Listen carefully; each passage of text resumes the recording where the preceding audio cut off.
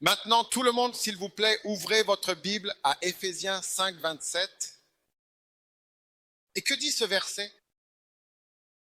Il est écrit, afin de faire paraître devant lui l'église glorieuse, une église qui soit véritablement glorieuse, sans tache, ni ride, ni rien de semblable, c'est-à-dire une église qui ne présente aucune tache, aucune ride et absolument rien qui puisse lui ressembler. Mais Dieu par la miséricorde de sa grâce. Amen. Amen. Maintenant, c'est une prescription incroyable pour une épouse. Et je pense que désormais, tous ceux qui vont trouver un bien-aimé vont utiliser ces deux qualités.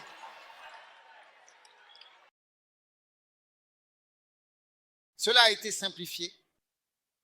Formule pour un bien-aimé.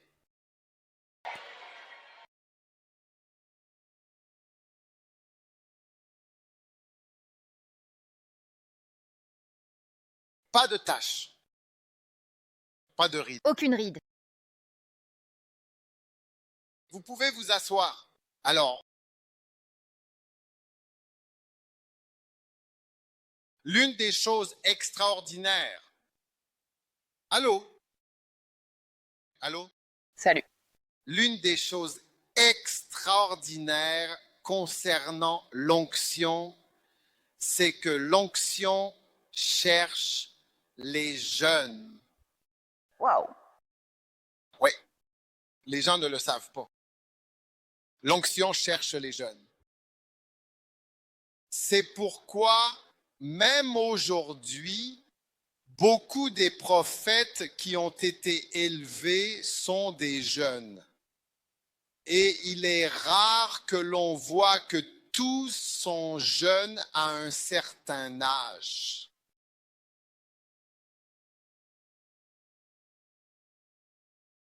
Premièrement, je veux que vous voyez exactement comment, en réalité, l'onction cherche les jeunes. Pourquoi les jeunes? Parce que lorsque la personne âgée reçoit l'onction, elle va utiliser l'onction pour se reposer véritablement, pour se reposer pleinement. Donc, vous avez un repos oint, une retraite ointe, une détente ointe, une détente ointe. C'est ainsi que l'onction accompagne le repos, la retraite, la détente à ce moment précis. C'est vrai? Et votre manque de dynamisme deviendra encore plus oint. Oh. Je ne sais pas si tu comprends ce que je veux dire. Oui. C'est comme si tu ne coules pas et tu deviens oint dans cela. Oui. Donc tu es oint pour ne pas couler. Oui. Tu fais la tête et ta mauvaise attitude d'ancien, ton comportement rustique, cette façon d'être un peu rustique, tu sais, Oui. deviendront oint et renforcés.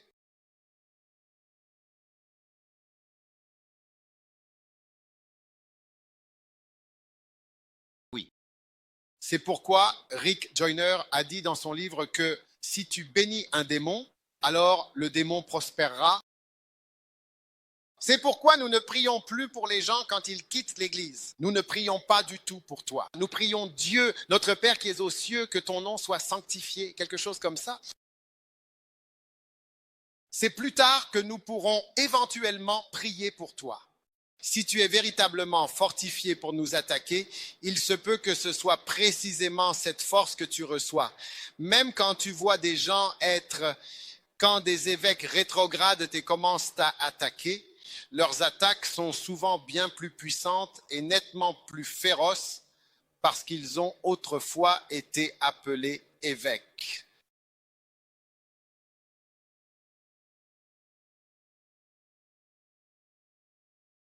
Donc, il est important de comprendre que l'onction cherche les jeunes et il est utile de se demander quels jeunes ont ces caractéristiques. Premièrement, il faut souligner qu'ils ont la musique avec eux. La musique, dans ce cas, devient véritablement ointe. Comme notre sœur qui chantait ici, tu vois qu'elle sera rafraîchie quand elle chante. Et puis, deuxièmement, la danse qui est ointe. Troisièmement, il y aura de la joie, une joie ointe. Oui. Il y aura une joie ointe. Ensuite, quatrièmement, le flot. Le flot deviendra plus puissant, plus oint et plus fluide. Oui. Waouh. Tu vois? Ensuite, ils viennent avec de la force et leur force pour servir le Seigneur devient plus ointe. Oui. Et ils porteront le joug dans leur jeunesse Wow. et avec l'onction, ils accompliront les tâches difficiles dans l'Église. Oui. Waouh. Oui. Donc, l'onction cherche les jeunes. Il dit, je vous écris, jeunes gens, parce que vous avez vaincu le malin. Amen. Alors, Dieu cherche des jeunes dans ce monde. Donc, aujourd'hui, il y a plusieurs jeunes qui vont être oints. Amen. Vous savez, alors que, soit pendant que je prêche, soit je ne sais pas ce qui va se passer, mais Dieu va vous mettre à part et vous oindre Oui. spécialement. Alors, laissez-moi maintenant vous montrer rapidement à quoi ressemble l'onction pour les jeunes. Combien d'entre vous sont surpris que l'onction cherche les jeunes? Combien tous ces messages sont des messages surprenants? Oui. Ces messages ne sont-ils pas surprenants? Oui. N'êtes-vous pas venu au camp en pensant déjà connaître le message qui serait prêché? Oui.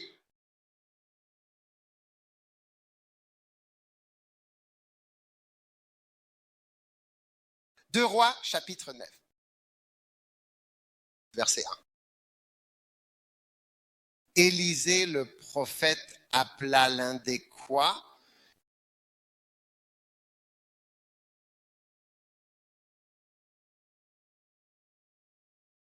L'un des prophètes ou l'un des... Enfants. Pas les prophètes. Il n'a pas appelé l'un des prophètes, mais l'un des enfants.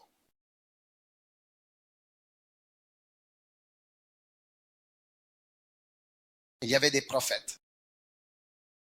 Et il a appelé l'un des enfants des prophètes. Et il lui dit, Saint-Hérin, prenez cette boîte d'huile et va à Ramoth en Galade. Waouh! Vous y êtes? Et prends cette fiole d'huile. Et quand tu seras arrivé, cherche Jéhu, fils de Nimshi, entre, fais-le se lever du milieu de ses frères et conduis-le dans une chambre intérieure. Puis prends la fiole d'huile et répands-la sur sa tête et dis, ainsi parle l'Éternel, je t'ai oint roi sur Israël. Ensuite, ouvre la porte et fuis et ne t'attarde pas, pas du tout. Alors le jeune homme, quel homme? Le vieil homme. Non, non. Non, non, non, non. Pas du tout. Le jeune homme, oui, en effet, le jeune homme. Les prophètes est allé à Ramoth en Galaad. Waouh! Vous voyez donc. Dieu voulait permettre à quelqu'un de marcher dans la puissance et l'onction d'Élisée lui-même. Et il a cherché un enfant du prophète. Et vous remarquez qu'il n'a cessé de mentionner le jeune homme. Le jeune homme. Même le jeune homme, le prophète. Et il est allé à Ramoth en Galade. Waouh! Et puis, à partir du verset 5, et lorsqu'il arriva, voici, les chefs de l'armée étaient assis. Et il dit, j'ai une mission pour toi, ô capitaine. Et Jéhu dit, lequel d'entre nous tous? Il répondit, pour toi, ô capitaine. Et il entra dans la maison, versa l'huile sur sa tête et dit, ainsi parle le Seigneur. Aucune variation, aucune nouvelle idée. C'est un enfant, juste un enfant. Dis ceci. Dis ça. L'enfant le dira, il dira quelque chose de différent. Il dira que j'ai besoin de discuter de quelque chose avec toi. Alors, il va commencer à tourner en rond. Il a dit, c'est le Seigneur, Dieu d'Israël. Je t'ai oint, c'est moi. Ce n'est pas Élisée qui l'a fait. C'est moi qui t'ai oint. Donc, il suit les paroles. Quelqu'un sera trop fier, trop humble, trop orgueilleux, trop quelque chose pour simplement répéter les mêmes mots. Je t'ai oint, roi d'Israël. Roi sur le peuple, même sur Israël. Et tu frapperas la maison d'Achab, ton maître, afin que je venge le sang de mes serviteurs, les prophètes, et le sang de tous les serviteurs du Seigneur par la main de Jézabel. Wow! Maintenant, Jézabel est l'un de mes nouveaux livres. Oui, et vous verrez que c'était une femme hors de l'ordre. Mais c'est elle qui a pu affronter Élisée. Oui, rien ne pouvait. 400 prophètes de Baal n'ont pas pu tenir tête à Élisée. Ni Achab, ni ces hommes-là. Mais Jézabel, oui. Donc, c'est une grande puissance. Et Dieu était enfin en train d'agir contre cette grande puissance qui avait œuvré pendant longtemps. Et cette action était d'oindre Jéhu. Jéhu était celui qui n'a pas été ébranlé par le maquillage quand Jéhu est arrivé en ville et que Jézabel s'est maquillée et est sortie en souriant. L'un de ses seins était même découvert.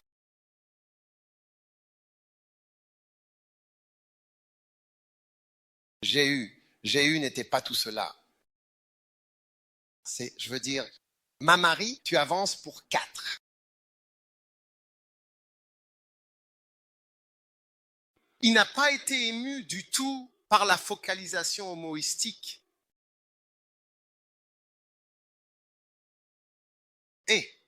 Et incroyable, n'est-ce pas? Incroyable. Oui. Dis-le. Oui. Il a dit non, non, non, non, non, non, non. Et il n'y avait personne. Et il a dit, qui est du côté du Seigneur? Ah, ils l'ont retenu, les eunuques. Ils l'ont retenu. Ouais. Il faut des eunuques pour vaincre une Jézabel. Quelqu'un qui n'est pas affecté par le charme d'une femme. Pour vaincre une femme trompeuse. Oui. Sans eunuque, tu ne peux pas vaincre Jézabel. Wow. Oui, il y a beaucoup de clés pour vaincre Jézabel. L'une d'elles, ce sont les eunuques. Nous avons besoin d'eunuques. Ils ne sont pas émus par des choses sexuelles. Non, non, non, non. Wow. Ouais. Et tu dois vraiment être fortifié par l'esprit pour vaincre une grande puissance. Benny Hinn il a dit, une puissance qui peut faire fuir une grande personne comme Élie. Ouais.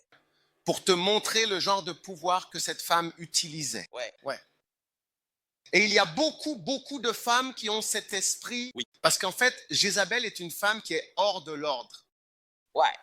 Elle n'est pas à sa juste place. Elle parle comme quelqu'un qui n'est pas à sa place. Mm-hmm. Oui, elle ne parle pas humblement. Mm-hmm. Oui. Alors, qui a été choisi finalement Mm-hmm. pour régler exactement ce problème-là, s'il vous plaît? L'un des enfants des prophètes. des prophètes. Ouais, l'un des enfants des prophètes, c'est ce que je dis, l'onction cherche les jeunes. Je vais te donner 7 exemples. T'es prêt?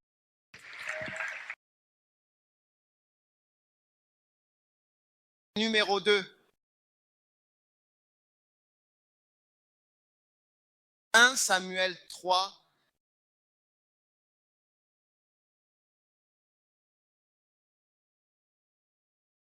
Verset 1. Et le quoi?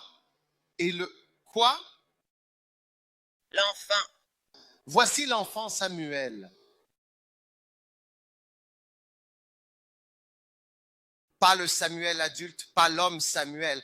L'enfant Samuel servait l'Éternel devant Élie. Et la parole de l'Éternel était rare en ces jours-là. Les visions n'étaient pas fréquente. Verset 2, il arriva qu'Élie était couché à sa place et ses yeux commençaient à s'affaiblir. Il ne pouvait pas voir. Et avant que la lampe de Dieu ne s'éteigne, là où se trouvait l'arche de Dieu, Samuel était couché pour dormir. L'enfant. Verset 4, et l'Éternel appela qui? À l'enfant. L'onction cherchait encore un enfant. L'onction cherche les jeunes enfants dans cette église. L'onction est à la recherche de l'enfant. Oui. Hein? L'onction est à la recherche de l'enfant? Ouais. L'onction me cherchait à Suhum. En 1988, en juin, j'étais étudiant et l'onction me cherchait. Alors que je conduisais ma Renault blanche que mon père m'avait achetée depuis chez moi, je suis passé par le quartier résidentiel de l'aéroport et j'ai acheté des cassettes de Kenneth Hagin dans une librairie appelée Lord J Bookshop. Et j'en ai pris un paquet d'environ 10. Ouais. Et je l'ai mis dans ma voiture. Juste Kenneth Hagin. Tout ce qui concernait Kenneth Hagin. Et je suis allé à Suhum en juin 1988. J'avais 25 ans. Oh oui. Oh, et oui. Quand je suis arrivé à Suhum, en chemin, j'ai acheté du pain F1. Oh oui. À cette époque, il était plus gros que ce qu'ils vendent aujourd'hui. Oui. Maintenant, ils l'ont rendu plus petit à cause de l'échange de dettes. Ça a aussi affecté le pain. Et la décote a réduit la taille du pain.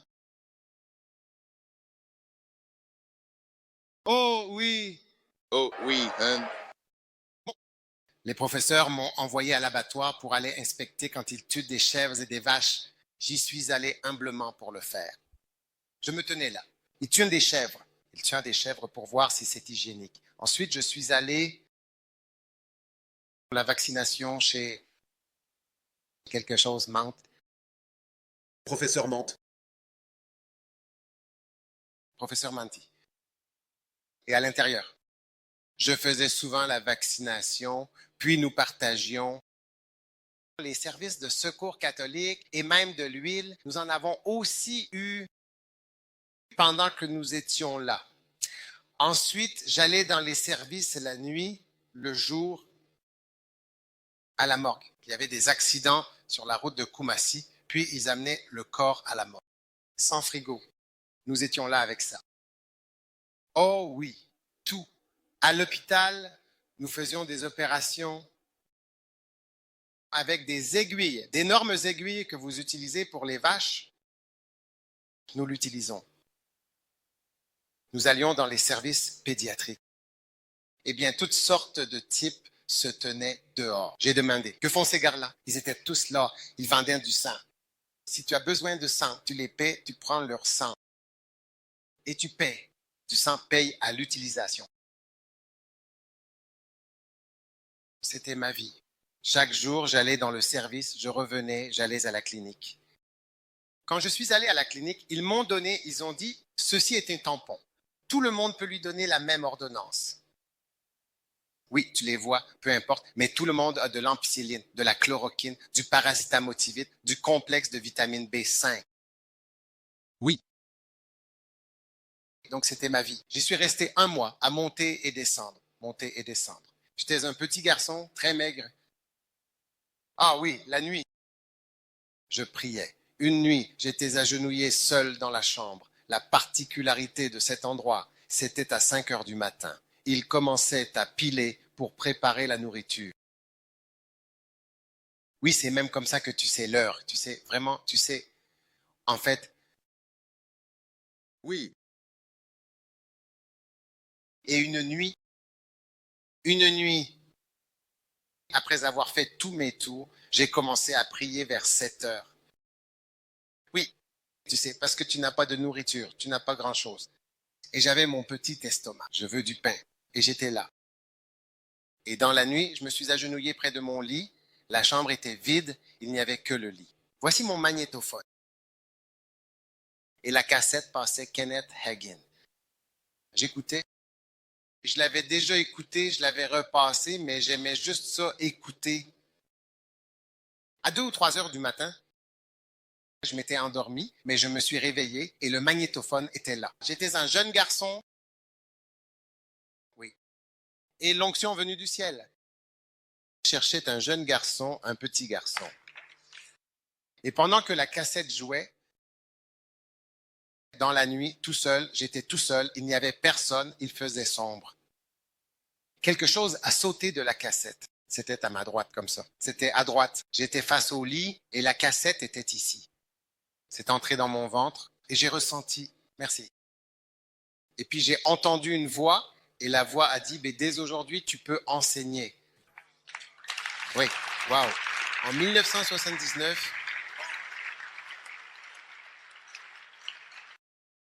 1979, j'étais déjà oint comme berger. Donc je suivais des gens. J'écrivais leurs noms. Je priais pour eux, je leur rendais visite. J'étais un berger. Donc environ 9 à 10 ans plus tard, donc environ 9 ans plus tard, le Saint-Esprit cherchait quelqu'un à qui donner une onction d'enseignement international. Oui, international. Et il a déversé sur moi.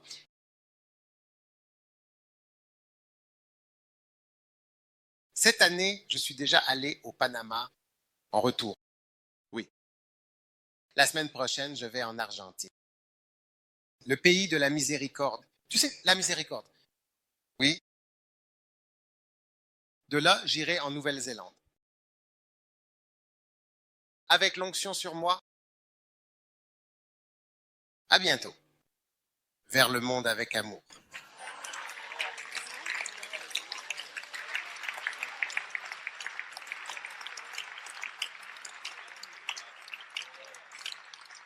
Non, je veux que tu crois en l'onction. Et tu vois, quand tu t'es rendu vieux et pleinement reposé, alors à la retraite, à quoi te sert, tu sais, l'onction? J'avais 25 ans. Il savait que j'aurais du temps. Je prêcherai pendant 30 ans ou autant d'années. Oui, cela fait 35 ans. Oui, oui. L'onction cherche les jeunes. Alors à Ramoth Galaad, ce jeune homme, dont nous ne connaissons même pas le nom. Il n'était qu'un des fils du prophète, mais c'est lui qui a mis fin à la tyrannie de Jézabel. Et puis Samuel, l'enfant, puisses-tu être vraiment un enfant? Vous voyez, il semble même que le Saint-Esprit soit aussi attiré par les enfants. Oui, puisses-tu être un enfant devant le Seigneur? Amen. Numéro 3.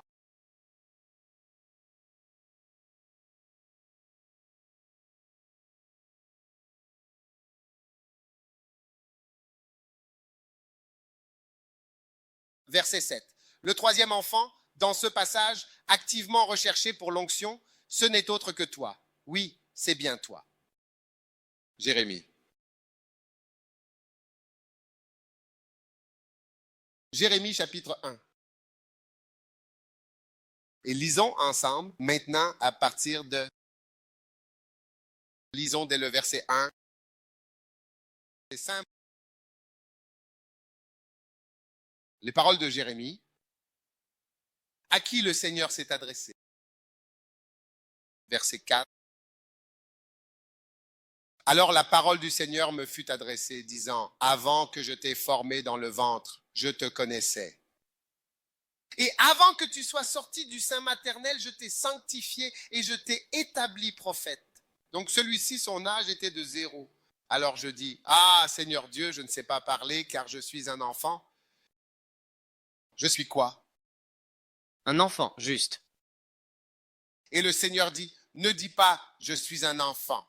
Ne dis pas ça. Ne dis pas ça. C'est justement ce que j'aime. C'est ce que j'aime. Parfois, vous savez, vous essayez de convaincre quelqu'un que c'est ça qui est bien. vous savez, un jour, j'ai dit à une jeune sœur, vous savez, parce qu'elle souriait, elle riait toujours et tout, je lui ai dit, écoute, c'est la partie précieuse de toi que tu souris toujours et que tu as toujours l'air heureuse en train de rire. C'est en fait ton diamant dans ton nez, c'est le diamant de ta bague. Oui, c'est ta bonne qualité. Donc, je ne suis pas aussi intelligent que cette personne. Je ne suis pas aussi sage que ça. J'ai dit, c'est ton rire et ta joie constante. Combien de personnes rient et sont heureuses? Nous n'avons pas de gens heureux et rieurs. Pas du tout. Ça n'existe pas. Le visage est sérieux. Visage sérieux. Peut-être qu'on sourit dans une case à la maison. Le visage est crispé. Quand il se lève du lit, c'est encore pire.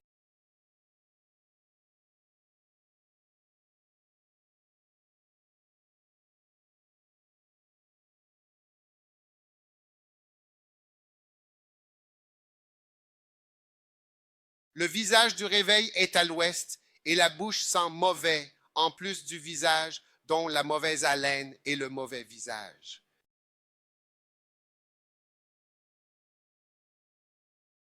Donc, je disais à cette sœur, c'est ton diamant, le diamant dans les bagues, parce que beaucoup de bagues n'ont pas de diamant.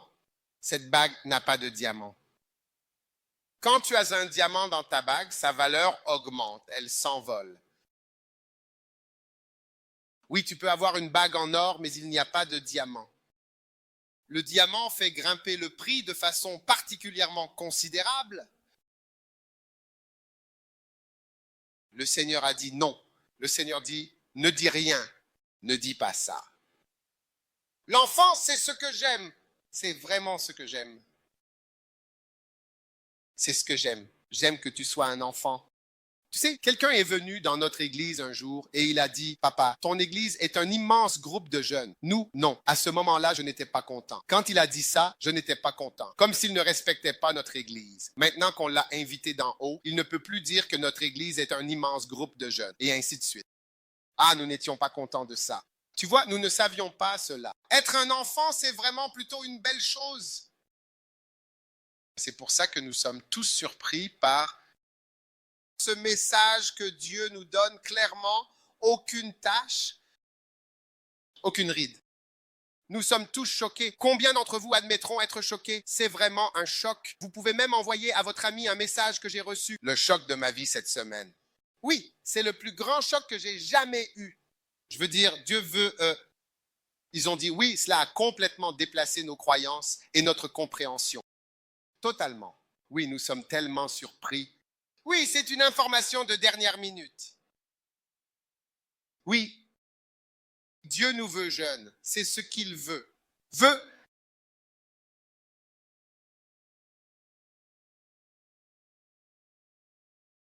Un jour, je suis allé prêcher quelque part, le pasteur et sa femme. Le pasteur m'a présenté pour prêcher et il a dit que sa femme était aussi assise à côté de lui. Je te dis, quand j'ai commencé. Où la femme et bien sûr également le mari. Amen. Tous ils étaient encore. Je ne sais pas s'ils s'appuyaient les uns sur les autres. Tout le monde. Ils étaient assis et dormaient. Non. Et ils étaient assis juste devant moi. Mon Dieu. Donc j'étais sur le point. J'étais crois-le. J'étais sur le point de me fâcher. J'étais sur le point de me fâcher. Et le Saint-Esprit m'a dit, ne te fâche pas. Ils sont vieux. Oui, ils sont vieux. Amen. Docteur Go, vous avec moi? Oh, oui. Ah, venez, vous voyez, les gens pensent que je raconte juste des histoires.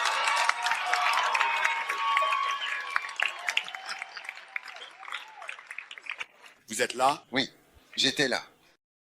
Vous m'avez emmené là où j'ai été pris à l'hôtel, nous sommes allés. Vous étiez juste un court moment de louange. Vous avez été présenté. Je l'ai remarqué. D'abord, ce n'était pas le pasteur et sa femme, c'était un autre homme âgé. D'accord. Qui s'est installé lui-même et a commencé à dormir. Puis la femme du pasteur. Oui. Et le pasteur lui-même n'était pas là? Non, il n'y était pas.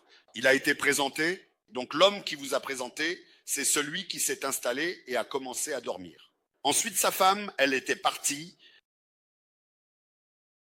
complètement. Vous voyez?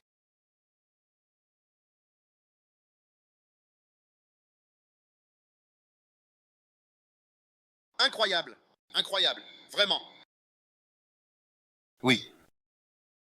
Maintenant, quand tu regardes quelqu'un, tu fais « Oh !»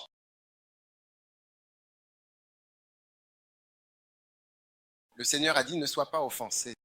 Alors je me suis simplement déplacé à la rangée suivante. Et puis j'ai prêché derrière eux.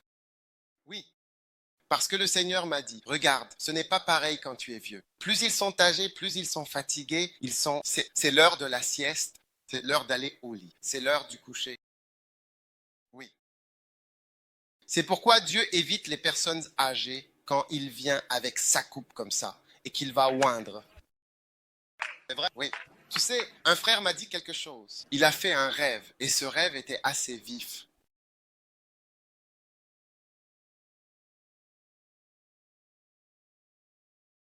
Viens, toi. Non, non, non, toi. Viens. Mets-toi à genoux ici. Qu'est-ce que tu fais? Qu'est-ce que tu fais? Tu t'occupes du son? Tu es à l'école? Pas d'école? D'accord, mets-toi à genoux. Et puis lève la main. Ensuite, il y avait une coupe. Un ange est descendu du ciel. Hein? Au fait, tu es déjà allé à l'école? À quelle école es-tu allé? Tu n'as pas terminé. Quelle école? JHS. D'accord. Dieu veut que tu termines l'école. Amen. Dieu veut que tu finisses l'école. Maintenant, tu vas terminer l'école. Amen. Aujourd'hui, c'est le commencement. Tu vas terminer l'école. Tu vas aller à l'école et finir. En fait, tu pourrais même devenir médecin. Oui. Mets-toi à genoux. Maintenant, un ange est apparu avec une coupe. Et puis,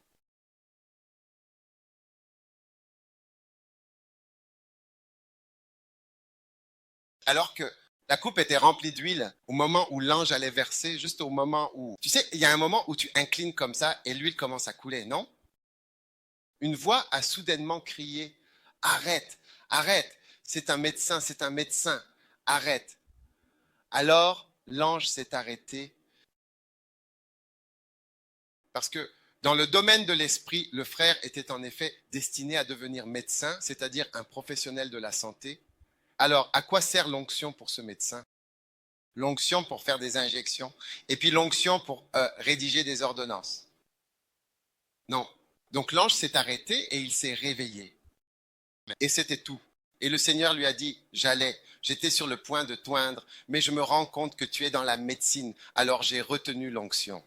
Oui, parce que l'onction n'est pas pour la médecine. L'onction est pour moi. L'Esprit du Seigneur est sur moi parce qu'il m'a oint pour prêcher, pour pour ouvrir les yeux des aveugles, pour libérer les captifs. C'est pour cela que nous utilisons notre onction.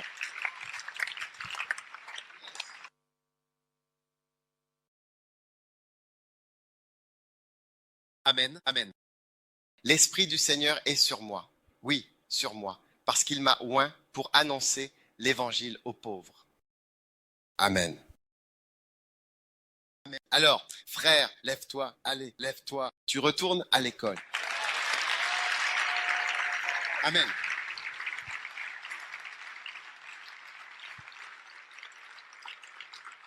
Amen. Jérémie 1,7. Ne dis pas, je suis un enfant. Ne t'inquiète pas tant d'être un enfant, d'être jeune. C'est en fait ce que Dieu aime. Oui, c'est vraiment ce que Dieu aime. Amen. Amen. C'est le numéro 3. Es-tu assis? Oui, continuons. D'accord, numéro 4. Je t'ai dit, numéro 4. Qui est le numéro 1? L'onction cherche les jeunes. Les jeunes. Le premier, c'est qui? Samuel. L'enfant du prophète? Oui, oui. Pas le prophète, l'enfant du prophète. Le numéro 2, c'était qui? Samuel. Samuel. Le jeune Samuel. Le numéro 3, c'était qui? Jérémie. Jérémie l'enfant, n'est-ce pas? Oui. Numéro 4, Daniel le prophète dans la Bible. Daniel chapitre 1.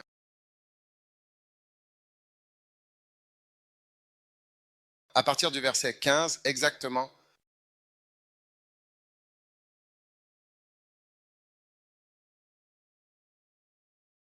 Incroyable. Au bout de 10 jours, leur visage parut plus beau et plus gras que tous les jeunes gens qui mangeaient la portion des mets du roi.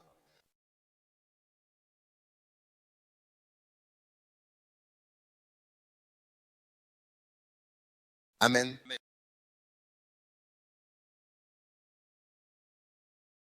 Verset 16. Alors l'intendant ôta la portion des mets et le vin qu'ils devaient boire, retirant soigneusement ces aliments de leur ration quotidienne, et il leur donna à la place des légumes. C'est-à-dire qu'il remplaça les mets et le vin par des légumes pour leur nourriture. Quant à ces 4 enfants, quant à quoi? Ces 4 enfants qui sont là. Ces 4 enfants. Dieu leur donna la connaissance, l'habileté et aussi l'apprentissage. Tout cela venant de lui. Amen. Dans toute science et sagesse. Et Daniel avait l'intelligence de toutes les visions. Verset 19. Est-ce que quelqu'un peut emmener les enfants qui font du bruit au fond pour qu'ils aillent jouer ailleurs, s'il vous plaît? Verset 19. Le roi s'entretint avec eux. Et parmi tous les jeunes hommes présents à la cour, il ne se trouva en effet absolument personne comme Daniel, Anania, Michaël et Azaria. C'est pourquoi ils se tinrent, eux, devant le roi. Amen. Amen. Ils ont fait quoi? Ils se sont tenus devant le roi. 4 enfants. Prenez place, tout le monde. Je ne comprends pas pourquoi les gens ne suivent pas les instructions. Amen. Amen. Est-ce que vous m'écoutez?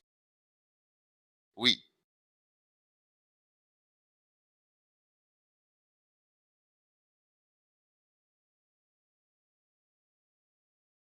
Donc, Daniel était la 4e personne que vous trouvez pour laquelle l'onction était justement à la recherche. 5e, le roi David. La Bible dit dans 2 Samuel 23, 1, « Voici les dernières paroles de David. David, fils d'Isaïe, dit, « Et l'homme qui a été élevé bien haut, loin du Dieu de Jacob, le doux psalmiste d'Israël, dit, « L'Esprit de l'Éternel a parlé par moi, et sa parole a été sur ma langue. » Dans 1 Samuel 17, 42, la Bible dit, « Lorsque le Philistin regarda et aperçut David, » Amen, il le méprisait clairement, vraiment. Mais alors, pourquoi donc? Car il n'était qu'un jeune homme. Il n'était qu'un quoi? Un jeune homme. Un jeune homme. Et voici David, le psalmiste ointe. Il ne recevait pas seulement l'onction pour... Un psalmiste est un prophète. Donc un jeune reçoit l'onction parce que l'onction est pour les jeunes, car ce sont les jeunes qui vont l'utiliser. David fut donc oint alors qu'il était encore un jeune enfant. Il n'était qu'un jeune homme. Et c'est pour cela que Dieu donne l'onction aux jeunes, parce que ce sont eux qui vont utiliser cette onction pendant des années et des années à venir. Amen. Le roi Salomon, qui était également un prophète, dans 1 Roi 3, nous voyons à ce moment-là au verset 7, au moment où Salomon était sur le point de recevoir une onction de sagesse de la part de Dieu, il a dit, « Et maintenant, Éternel mon Dieu, tu as fait de ton serviteur un roi à la place de David, mon père, et je ne suis qu'un petit enfant. » Je ne suis qu'un quoi? Un très petit enfant. Vraiment. Un petit enfant. Je suis un petit enfant. Amen. Amen. Je suis un petit enfant. Je suis un petit enfant. Je ne sais pas comment sortir ni comment entrer. Et Salomon est devenu une personne ointe. Il a été oint de l'esprit de sagesse alors qu'il était enfant. Amen. Et numéro 7, Jésus, bien connu dans l'histoire, le prophète. Wow. Amen. La Bible dit que lorsqu'il avait 12 ans, il est monté à Jérusalem selon la coutume de la fête. Et il arriva qu'après 3 jours, ils le trouvèrent dans le temple, assis au milieu des docteurs, les écoutant et leur posant des questions.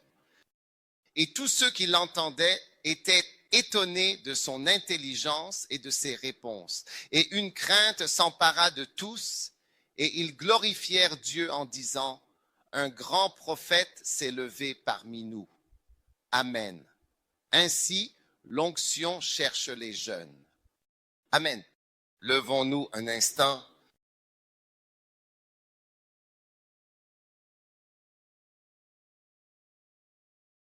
Vous tenez le coup? Oui. Très bien. Maintenant, l'onction Oh, oui. cherche qui? Les jeunes. Vous savez, la Bible dit, j'ai cherché un homme. Ce n'est pas juste un homme en général. J'ai cherché un jeune homme. Oui. Vous pensez que c'est n'importe quel homme? Combien ici sont assez jeunes pour avoir? Et Quand Dieu vous oint, vous l'utilisez pour quelque chose. Très bien. Dans cette session, attendez-vous à recevoir une onction? oui. Amen.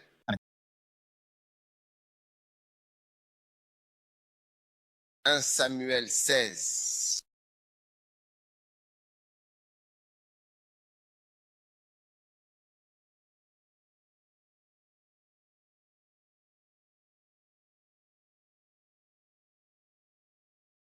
C'est ça, exactement, oui.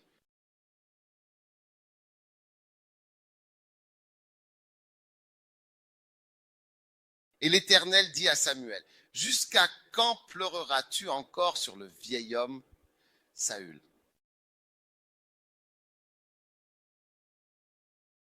Le fait de 04. Oui. Hein? Jusqu'à quand seras-tu mécontent à propos de ce vieil homme? Oui. Qui s'est égaré? Et vous voyez, il doit arriver un moment où nous devons arrêter de pleurer pour ceux qui se sont perdus. Un jour, le Seigneur m'a dit, n'aide pas un rebelle à dire pardon. Parce que j'ai même aidé des rebelles à demander pardon. C'est un défaut que j'ai eu. Je les ai aidés. Quelqu'un doit s'excuser auprès de moi. J'envoie quelqu'un voir la personne en coulisses et lui montrer. Dis juste ceci, dis cela et dis cela. La personne viendra et dira pardon, mais plus tard, tu vois que ce n'est pas un vrai pardon, parce que ça me fait mal de voir des gens détruits. Et c'est ce qui est arrivé à Samuel. Alors le Seigneur a dit à Samuel, combien de temps vas-tu rester triste à propos de cette affaire? Ça ne marche pas. C'est trop grave. Désolé. Passe ailleurs. Oh, eh bien oui. Depuis que les gens ont commencé à vivre et à interagir, nous avons également, au fil du temps, commencé à voir des évêques parfois s'égarer. Nous avons nommé plus d'évêques qu'il n'en existait à cette époque. Et nous sommes sur le point de nommer 50 nouveaux évêques. Ouais.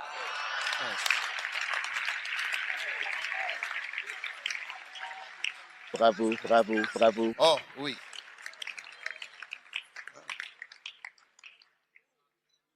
Oui.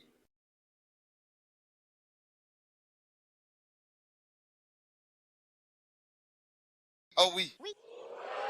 Je vois certaines personnes en particulier qui vont devenir évêques dans la maison du Seigneur. Amen. Non, c'est vrai. Je le crois. C'est vrai. Ce n'est pas juste moi qui le dis. Vous dites Amen, c'est quelque chose de réel. Oui. Il y a des personnes ici, vous devez prendre le ministère à plein temps au sérieux. C'est une profession. Oui, c'est une profession. Votre organisateur est un ingénieur professionnel. Ingénieur civil qualifié et certifié de la première classe reconnue. Oui, oui, pratiquant. Ingénieur en exercice. Ce n'est pas que nous ne sommes pas allés à l'école ou que nous manquons de choses à faire. Même si nous avons des professions, nous avons vu une profession supérieure. Oui, d'accord. Nous avons vu une profession supérieure, supérieure à tout ce que nous avons appris à l'école. Oui. Jusqu'à quand donc pleureras-tu sur Saül, puisque je l'ai rejeté afin qu'il ne règne plus sur Israël? Maintenant, si Dieu peut nommer quelqu'un et qu'ensuite cela semble être une erreur, à combien plus forte raison un homme peut-il être trompé? Oh. Et vraiment se laisser duper? À l'armée. Hein?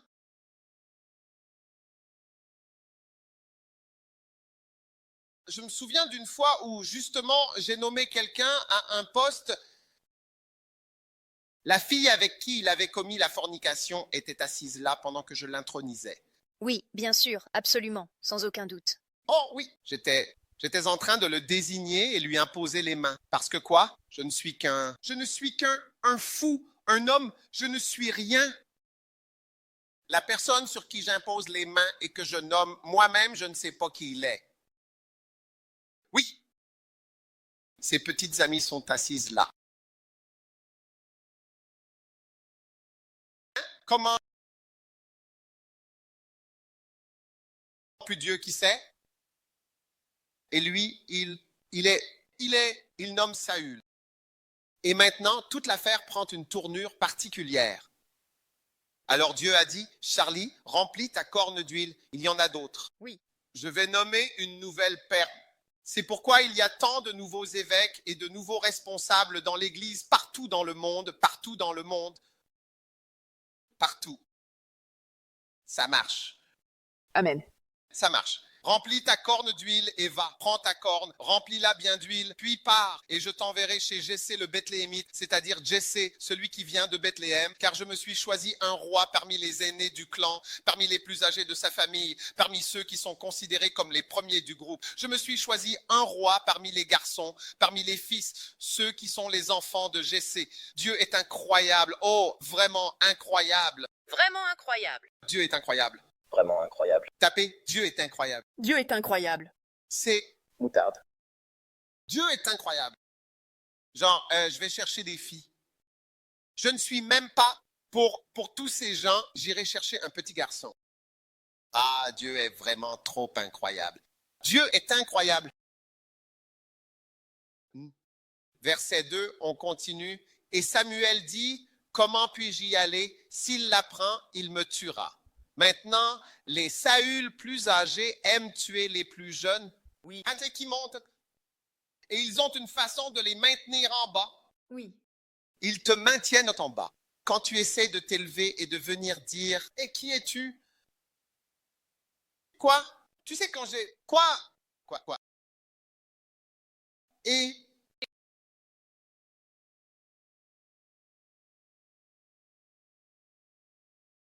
Un jour, une de mes secrétaires était à la porte de mon bureau. Et puis son frère arrivait et il a dit, « Oh, s'il te plaît, tu dois attendre. Je pense qu'il est occupé. » Il a dit, « Tu sais quand j'ai rejoint l'église? Oui. Tu vas te pousser de là? Laisse-moi passer. »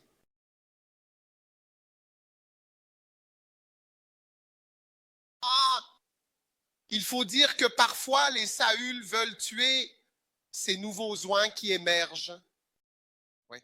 Et c'est pour ça que tant de gens critiquent les prophètes. Ouais. Tous ces prophètes, ça je te dis, ils peuvent entendre, ils peuvent voir. Ce sont des gens hors du commun. Ouais. Debout, ils proclament tant de choses qu'on n'y croit même pas. Toi, tu penserais que ce n'est pas. Ça ne peut pas être vrai. Mais si tu lis le ministère de Braham, c'est exactement comme ça qu'il était. Braham était vraiment en avance sur tous ces prophètes. C'est vraiment le premier, à ma connaissance, dans le monde qui a commencé ce niveau de ministère. Oui. Et il ajoute qu'il connaît plusieurs personnes capables de t'appeler, de donner ton nom, tes détails, tout. Il connaît beaucoup de gens comme ça. Oh oui, il les connaît. Il a dit qu'il y a beaucoup de gens comme ça aujourd'hui. Ouais. Et il a dit cela il y a des années. Je l'ai lu dans son livre intitulé Le ministère prophétique. Oui. Il a dit, oh, il y a beaucoup de gens qui peuvent t'appeler en donnant les détails de ton histoire. Tu n'y croirais pas. Donc, ce n'est pas un faux ministère. Mais tu vois, les Saül, quand ils voient quelque chose que tu n'as pas, parce que si tu n'as pas, tu n'as pas. Oui.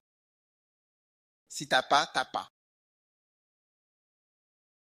Si tu n'as pas, je veux dire, tu n'entends rien. Tu n'entends rien du tout. C'est tout, en fait. Allô? Bon, oui? Eau chaude, Puis-je partager un témoignage juste pour la dernière remarque qu'il a faite, que si tu n'as pas, tu n'as pas. Vous savez, il y a plusieurs années, pendant le Vendredi Saint, nous avions l'habitude de nous rassembler les vendredis. Ceux d'entre vous qui s'en souviennent. Oui. Il y a eu ce Vendredi Saint en particulier où l'endroit était complètement plein. Et l'évêque a vraiment, sincèrement prêché. Et normalement, je veux dire, pour prier pour les malades, mais on prendrait son temps, on prierait. Des prières, ce jour-là en particulier, il a dit, nous allons recevoir la communion. Et après cela, il allait prier pour les malades. Alors nous avons pris la communion, pris le pain, pris le vin. Et quand nous avons terminé, il a dit, recevez votre guérison. Juste une courte prière. Je vous dis, ce jour-là, les témoignages qui sont venus alors que je restais là, émerveillé, simplement à regarder, le Seigneur m'a alors dit, c'est l'onction de guérison. Soit elle est là, soit en fait elle n'est pas là.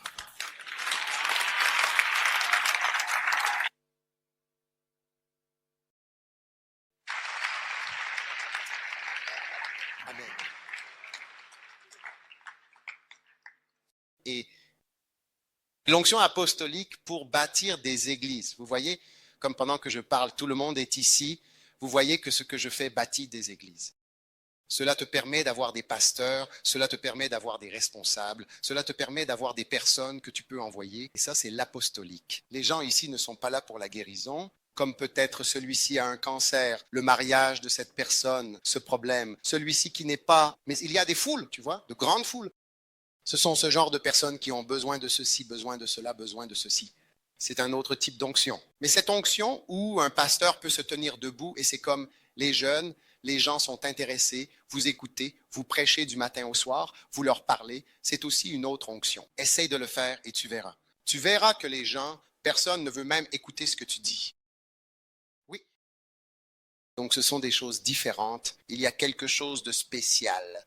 Donc je suis juste en train de dire que ce que vous voyez, quand quelque chose commence à émerger, les gens essaient de le tourner en ridicule.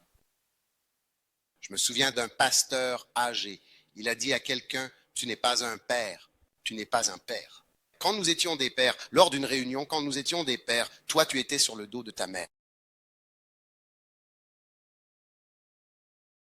Oui, tu étais sur le dos de ta mère. Pendant ce temps, ils sont tous pasteurs dans une foule avec des églises. Et il t'a dit, tu étais sur le dos de ta mère quand nous prêchions.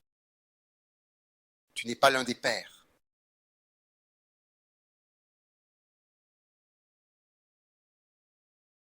Incroyable.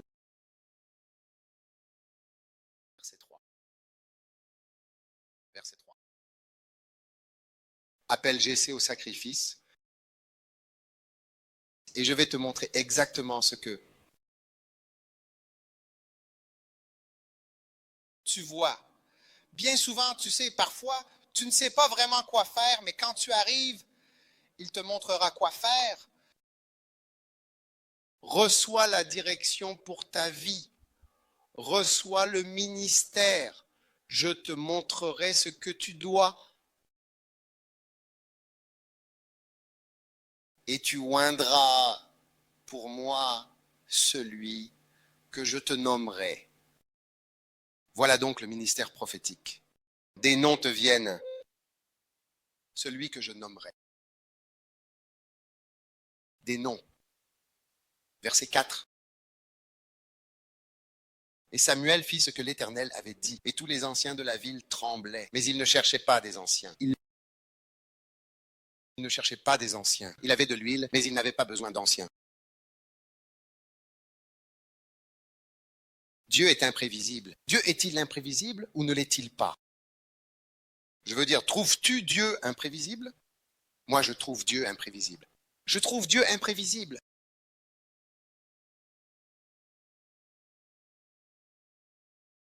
Les anciens tremblaient. Cela n'avait rien à voir avec ça. Cela concernait des enfants.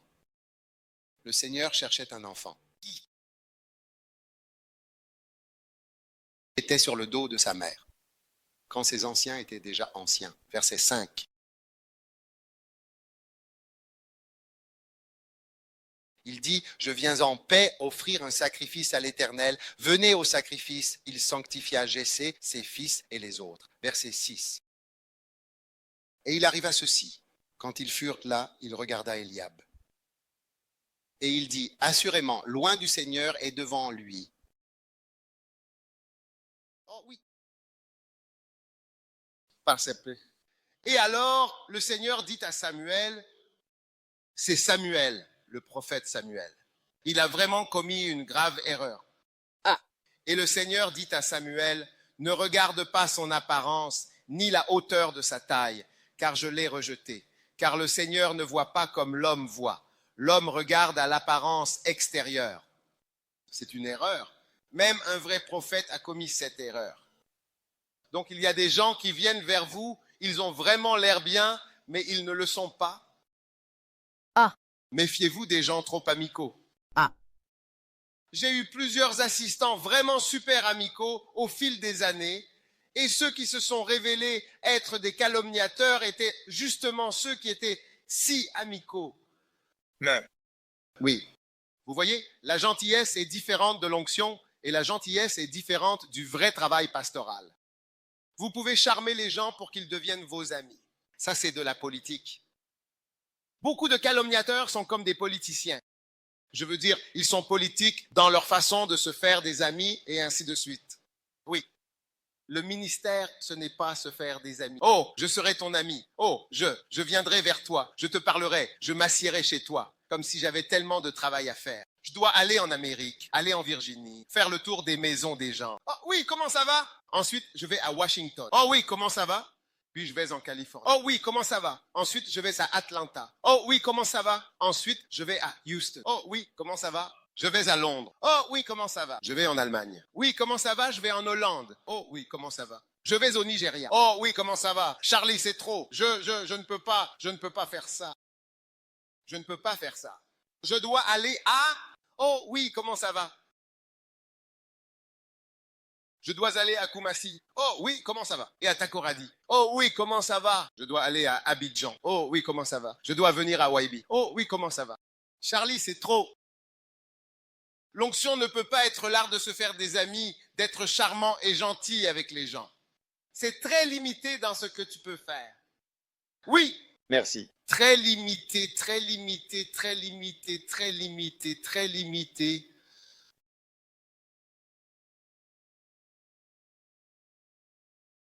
Ouais. Être gentil avec les gens.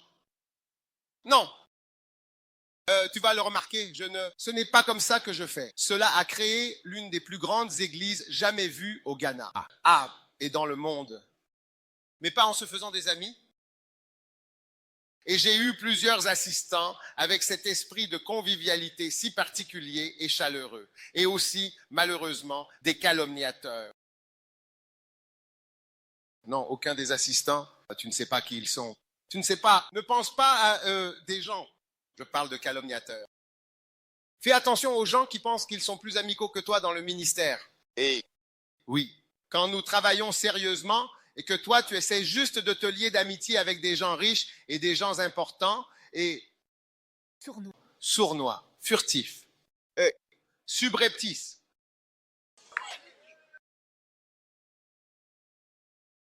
Oh oui. C'est bien. Vous êtes là en ce moment. Nous sommes là. Revenons à l'écriture. Dieu va bien. Dieu va bien. Et voici, le psalmiste a dit, ne sois pas impressionné par l'amabilité du gars. Le gars est très amical et très beau. Fais attention à ces personnalités de la télévision. Hé, écoute-moi. Tu sais, il y a des gens dont le visage est fait pour la télévision. Oui. Ils n'ont rien à faire. Quand tu vois leur visage à l'écran, tu les aimeras. Oui. Leur voix, leur sourire, leur taille, différentes choses. C'est vrai. Oui. Oui. Ça trompe les gens, mais ne te laisse pas tromper par ça. Et je dis de ne pas te laisser tromper par ça parce que même le prophète Samuel s'est fait avoir. Ouais. Oui, il s'est arrêté à l'apparence extérieure. Oui, le charme. Oh, ce gars est vraiment sympa. Et s'il vient de ta tribu, il vient vers toi et dit, ça, je sais, tu aimes bien. Ouais. C'est encore plus efficace. Ça marche encore plus. Ça marche même encore plus. Je veux dire, la langue, la voix, la taille, la tribu, tout joue en ta faveur. Hé. Non.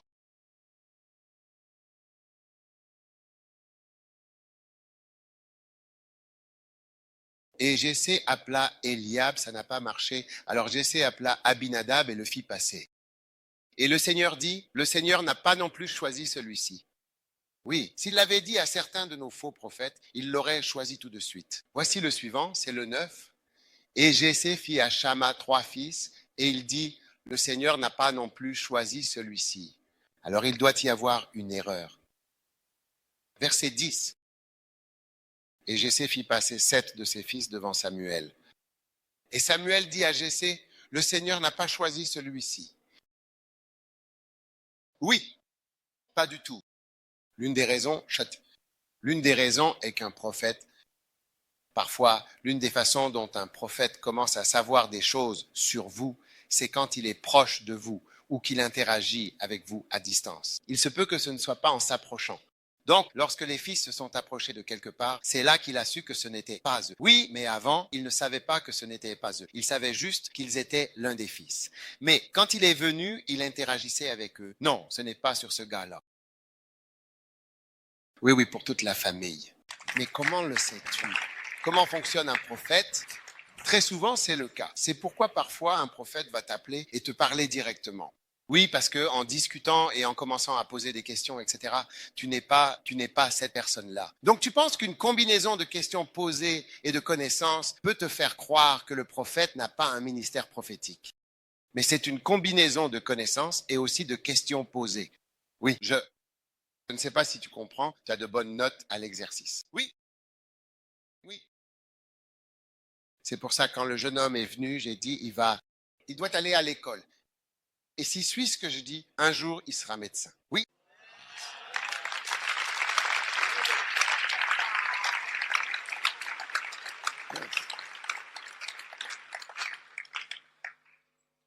C'est 11. Et quelqu'un dit à Jessé, tous tes enfants sont-ils en paix? Y a-t-il quelqu'un d'autre? Ce sont des questions. Maintenant, tu aurais pu penser qu'avec une forte parole de connaissance, ils devraient tout savoir. C'est donc cela qui embrouille les gens. Il y a une forte parole de connaissance, combinée avec des questions qui sont posées. Oui, on pourrait penser que le prophète saura tout. Je sais que ce ne sont pas tes enfants. Il y a un autre enfant, tu vois. Alors, as-tu un autre enfant? Peut-être adopté, peut-être un autre? Je ne sais pas, mais ce n'est aucun de ceux-là. Oui, c'est comme ça que le ministère prophétique fonctionne. Oui. Donc, c'est une combinaison. Puis, il a dit, oui, il y en a un jeune auquel je n'ai pas pensé. Je veux dire, il est trop jeune.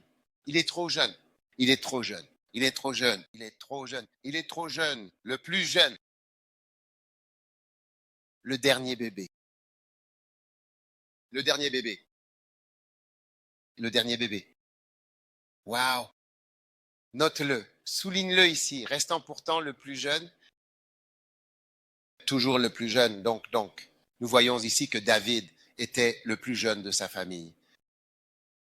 Et l'onction cherchait le plus jeune. L'onction a dépassé l'aîné d'Israël. Et puis l'onction a dépassé tous les frères adultes, toute la famille.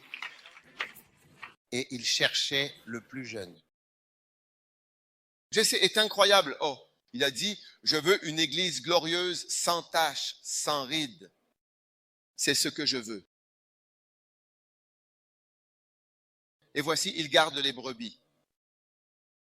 Et quelqu'un dit à Jessé, envoie le chercher. Nous ne nous assiérons pas tant qu'il ne sera pas ici. Verset 12. Nous voulons le plus jeune. Dieu veut les jeunes. C'est pourquoi tous ces petits garçons et petites filles, au fond, bonjour, bonjour, bonjour. Eh bien, j'espère que vous écoutez mon message. C'est un message puissant pour les plus jeunes. Ces gens, tous ces grands, vous serez surpris que le Saint-Esprit fasse du Dank Béchi et vous irez là-bas.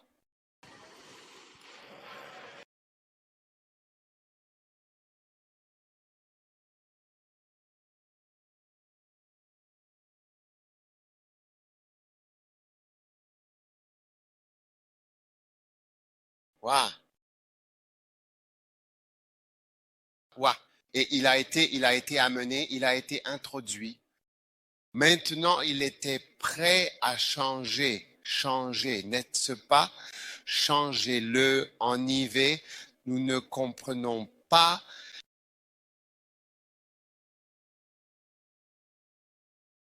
Que signifie radis? Il avait l'air très en bonne santé. Vérifie, vérifie. Radis dans le dictionnaire. Qu'est-ce que radis? Oui, tu es prêt? Avoir une couleur rougeâtre. Rougeâtre, n'est-ce pas? Rougeâtre en bonne santé. Donc, je pense que sa couleur était un peu rougeâtre. Un genre de oufli, je ne sais pas ce que c'est.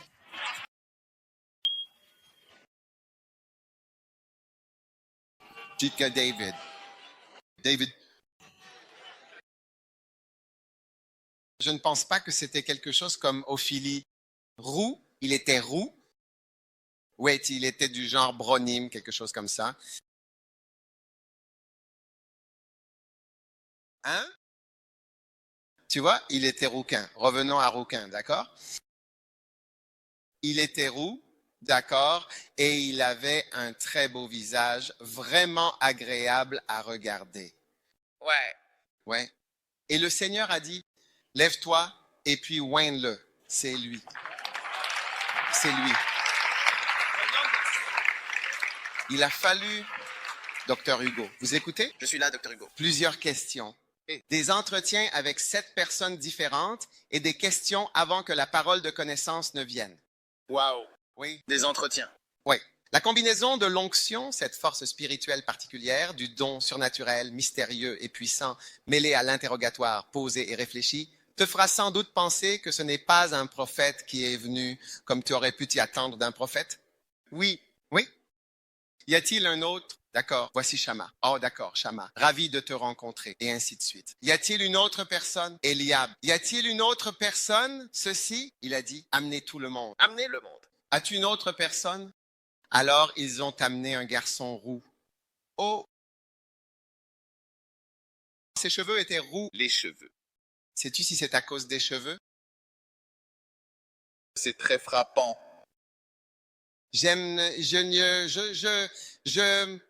Je suis vraiment étonné, vraiment surpris de voir jusqu'où l'onction va chercher chez un jeune comme celui-ci. Oui, oui, le plus jeune, le plus jeune, le plus jeune. C'est vraiment impressionnant de voir cela. La princesse Diana avait une sœur aînée. Oh oui. Tu sais, parfois, quand des gens viennent à la maison, ils choisissent le plus jeune. C'est ce qui est arrivé à Léa et Rachel.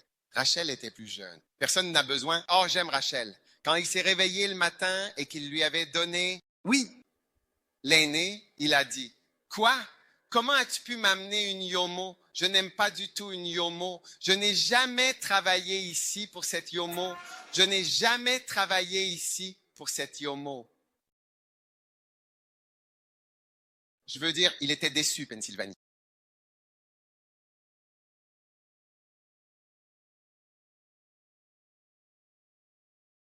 Trouve le plus jeune autour de toi et dis-lui, l'onction te cherche.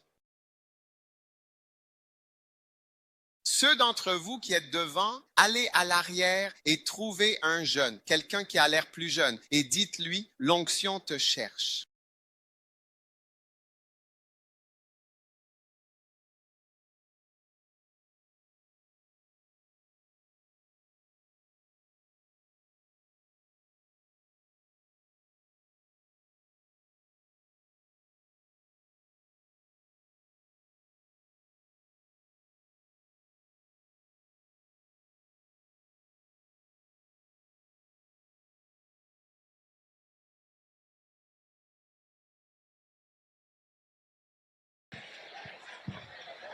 Maintenant, verset 12.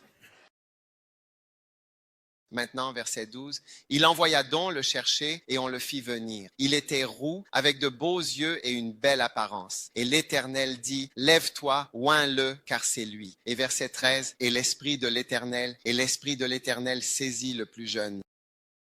Saisit qui? Le plus jeune. Le plus jeune à partir de ce jour-là.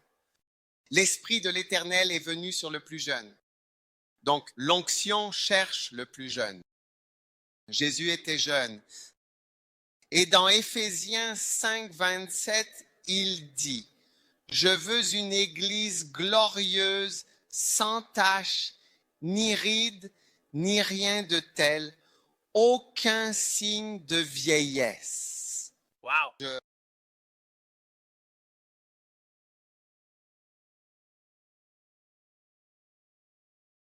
Je veux qu'elle soit jeune et fraîche, pleine d'enthousiasme, rieuse, souriante tout le temps, innocente.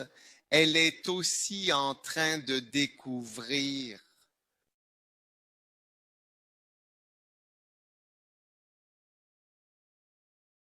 Tu sais, j'ai un ami qui est pasteur. Un soir, je suis allé manger quelque part avec lui. Il n'est pas dans notre église.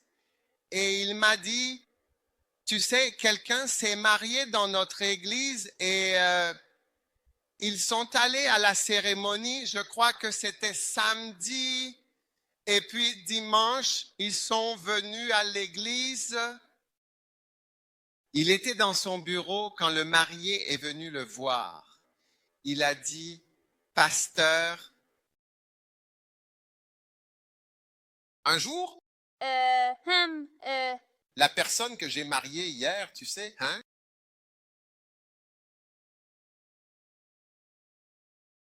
Il a dit, pasteur, je ne sais pas si je peux continuer. Il a dit, puis il a décrit, et je ne le dirai pas parce que je ne peux pas le dire. Les choses qu'elle a faites.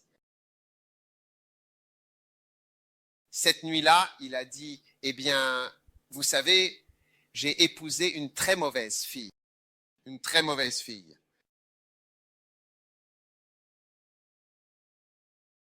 Oui? Il a dit, non, non, non, non, non, non.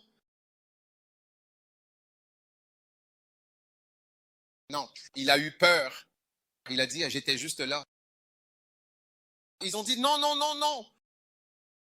Vous voyez, quand vous parlez de quelqu'un qui est en général plus âgé et expérimenté, ayant été formé par des experts, comme on le constate souvent, vous n'êtes pas sûr de ce que vous avez avec. Alors,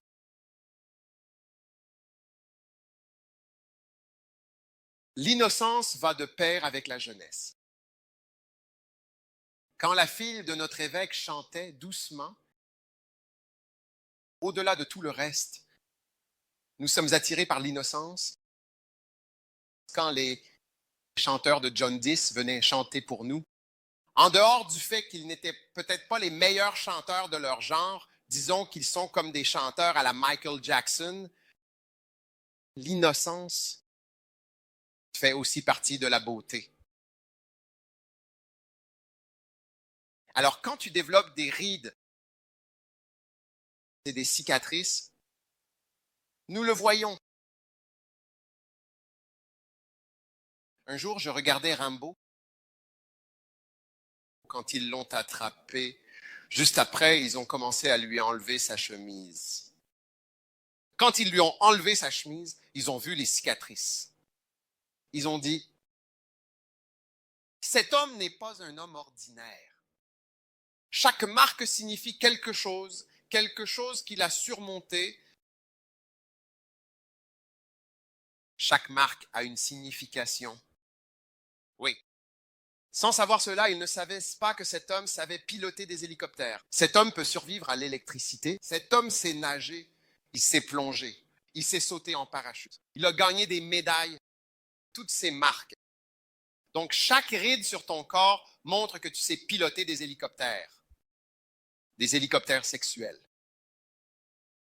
Tu peux nager à travers des rivières sexuelles. Tu as obtenu des médailles sexuelles.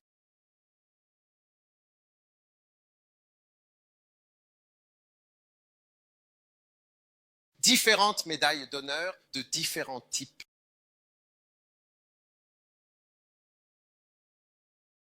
Donc la Bible dit que pour Jésus, j'ai dit non, défiez-moi là-dessus.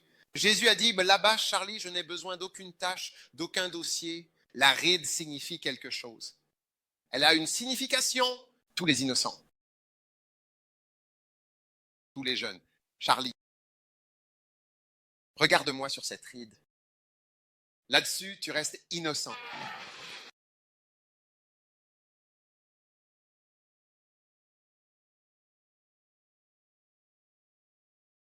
Expérience. Qu'as-tu donc traversé? Oui, alors, vraiment. Elle vendait son corps. En fait, pour 5 villes, nous étions dans 5 villes différentes de Koforidua, 10 villes à Accra. Il y avait 10 villes en tout. Accra, eh bien, c'est 10 se dit. Koforidua, c'est 5.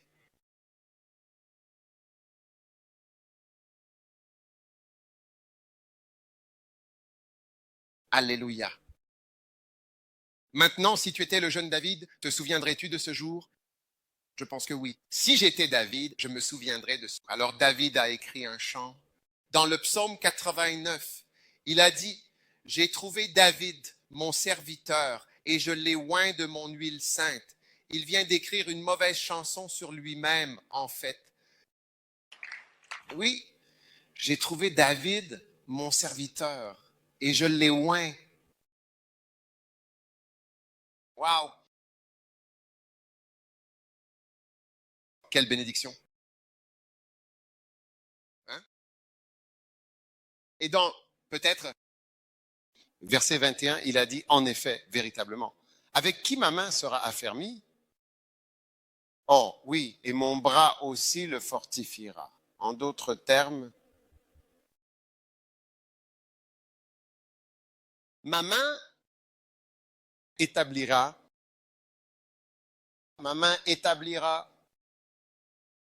cette personne à cause de lui. Donc David, toujours. David disait toujours, pas de diplôme, seulement l'onction. David avait l'habitude de s'appeler loin du Seigneur. La seule chose dont il se souvient, c'est de l'onction. C'est l'une des raisons pour lesquelles je prêche tout le temps sur l'onction. Parce que pour moi, tout ce que je suis devenu, c'est d'être oint. C'est pourquoi je peux prêcher toute une convention sur la façon dont je suis devenu oint. Je veux dire, je peux réellement raconter comment je suis devenu oint du 1er au 4e jour. Oui.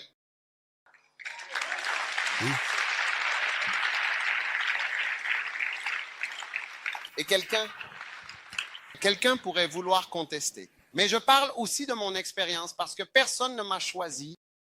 Même pas délégué de classe, même pas président de l'Union des étudiants, ni secrétaire de l'Union des étudiants, rien, pas même à Calvary, écrit un président ou n'importe quel membre du bureau exécutif. Je n'ai même pas été invité à l'exécutif. Pas GPC, GPC ne m'a jamais invité à quoi que ce soit.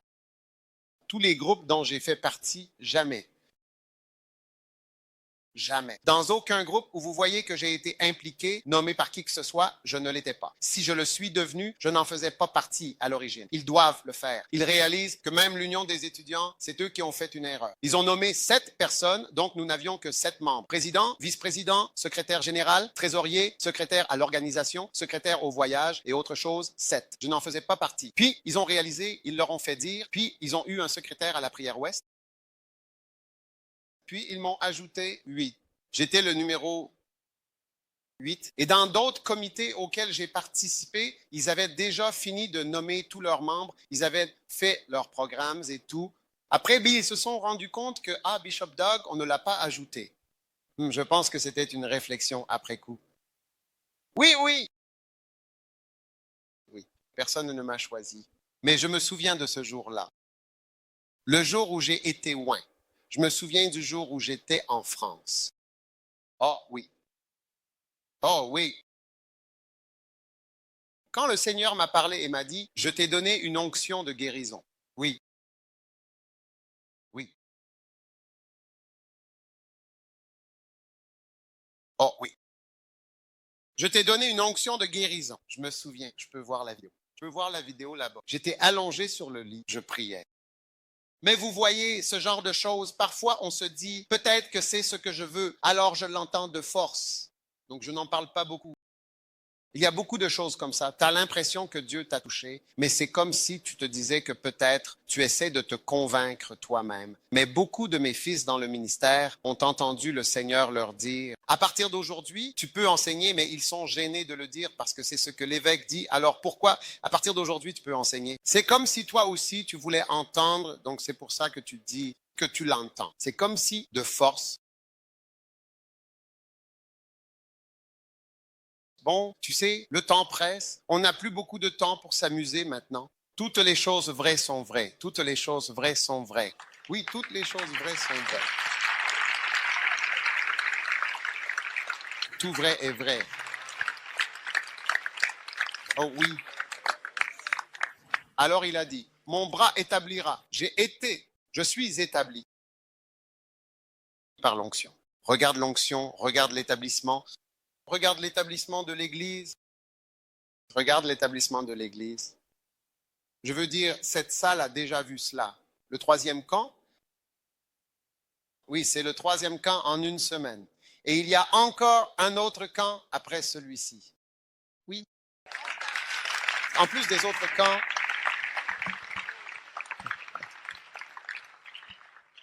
Oui. Oh oui.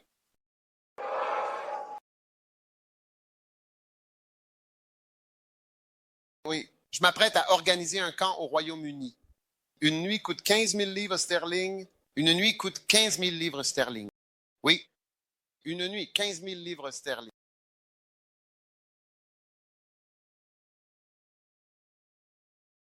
J'ai dit une nuit coûte 15 000 livres sterling. Oui. Je veux dire, si tu n'es pas établi, tu ne peux pas organiser un tel camp parce qu'il n'y a aucune salle qui puisse accueillir tous ceux qui veulent camper lors du camp. Si tu n'es pas établi, tu ne peux pas l'avoir. J'ai organisé un camp comme ça qui s'appelait Candle in the Dark. Oh oui.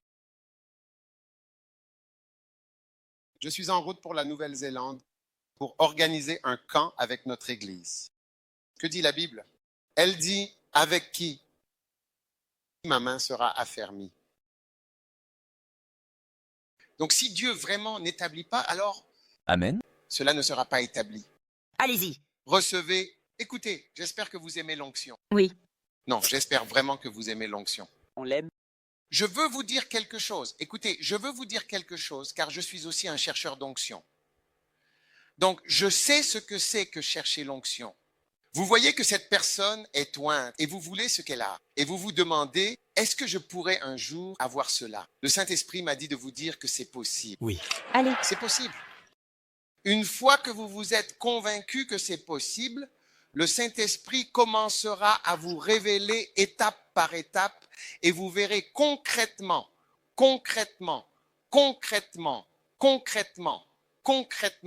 oui, c'est possible, c'est possible. Oh, il y a des moments où j'ai prié et je me suis demandé, est-ce possible pour moi d'avoir cela un jour? Un jour, j'ai eu une vision en un instant. J'étais sur le point de monter sur scène pour prêcher lors d'une croisade. Et les escaliers étaient comme ceci. Les escaliers étaient comme, ils montaient comme ça.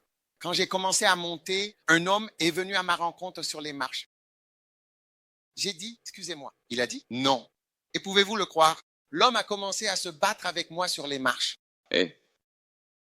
J'ai combattu et combattu et combattu.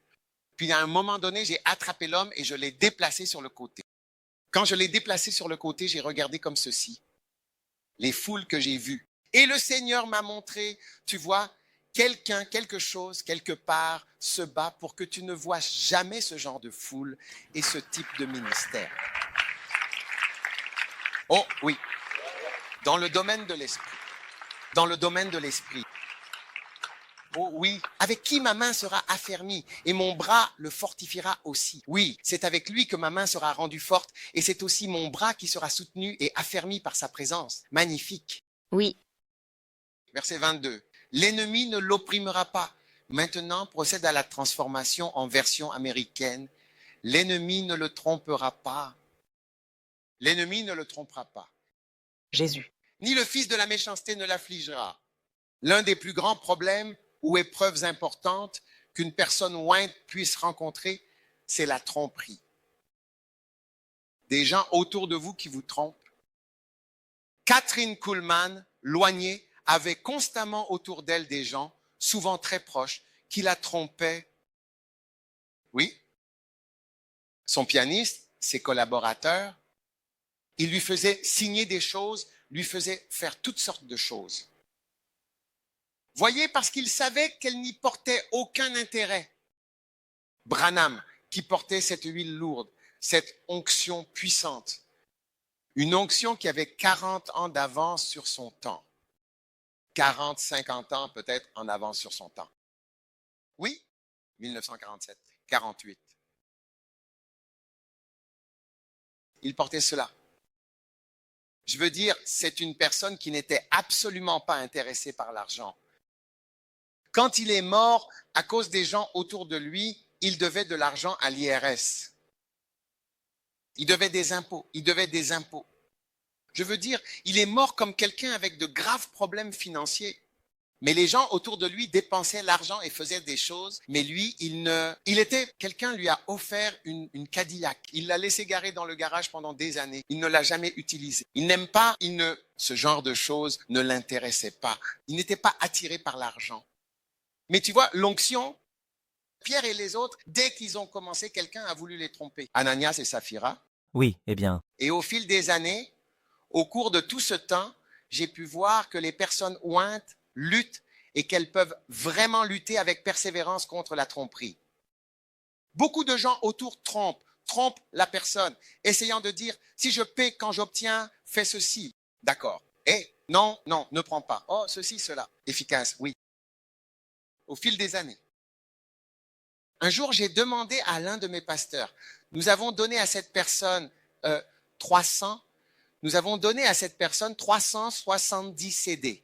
Et la personne a pu construire 410 églises avec exactement les mêmes 370 CD. Il a pu en construire 410. Toi, on te donne les mêmes 370 et tu n'arrives même pas à en construire 150. Alors, quelle est la différence? Et tu vois, ce sont des trompeurs, des menteurs qui essaient de combattre. Mais tu vois, c'est une promesse pour l'ointe. L'ennemi ne le trompera pas. Alléluia. Oui, un jour, j'ai parlé à quelqu'un qui m'avait trompé. Et je lui ai dit, tu m'as trompé. Et il a répondu, je me suis trompé moi-même parce que je me suis détruit. Oui. Ceux qui cherchent à te tromper finiront par se détruire eux-mêmes. Chaque étape dans la tromperie est une autodestruction. Et le jour où cela doit être révélé, cela le sera. Oh oui, parce que c'est une promesse et une bénédiction pour loin. L'ennemi ne te trompera pas. Mais la version King James dit, l'ennemi ne pourra rien exiger de lui. Oui. Je lui ai dit, tu as cette vidéo. Non, je me suis vraiment, absolument, complètement trompé moi-même, tout seul, par moi-même. Fais attention quand tu penses nuire à une personne ointe, car un assaillant, une analyse subie, les a trompés. Pierre n'avait aucune idée de cela, il a dit, tu as trompé le Saint-Esprit. Et ils en sont morts. Ils en sont morts. Ils se sont détruits eux-mêmes, pas Pierre.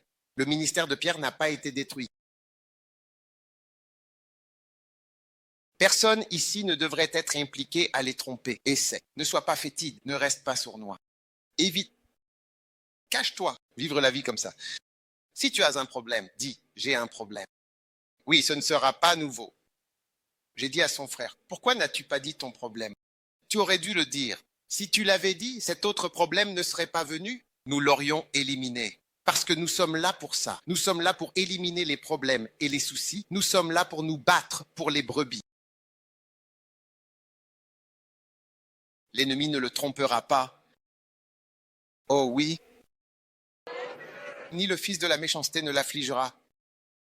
Les gens méchants pensent qu'ils peuvent nuire. Je vais me battre contre toi. Je vais me battre contre toi. Quand tu secoues un grand arbre,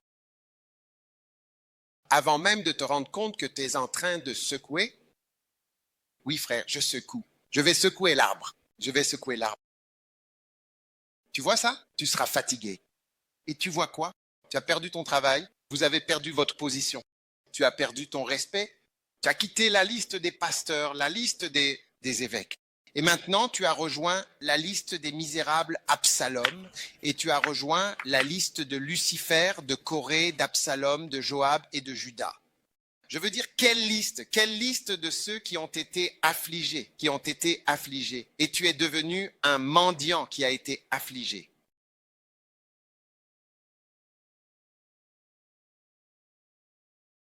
Combien veulent en fait quitter la liste des pasteurs et des bergers pour rejoindre la liste des Absalom et Natata, verset 23.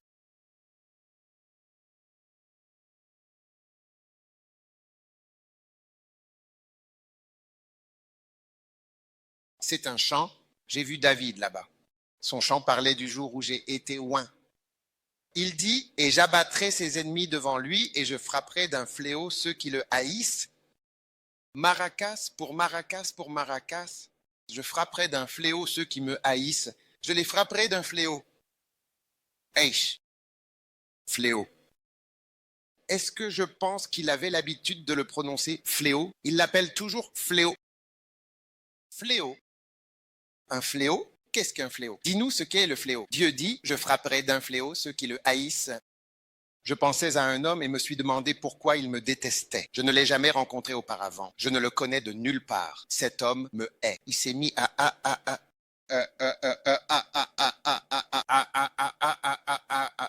se battre pour me combattre, pour m'affliger. C'est comme Jésus le dit. Ils m'ont haï sans raison. Jouez. Fléau, il dit, je frapperai ceux qui le mangent. C'est une promesse dans la parole de Dieu et je l'applique au nom de Jésus. Ils sont sur le point de nous donner une définition du mot fléau. Et j'abattrai ces insensés devant sa face et je frapperai d'un fléau ceux qui le haïssent. Oh oui.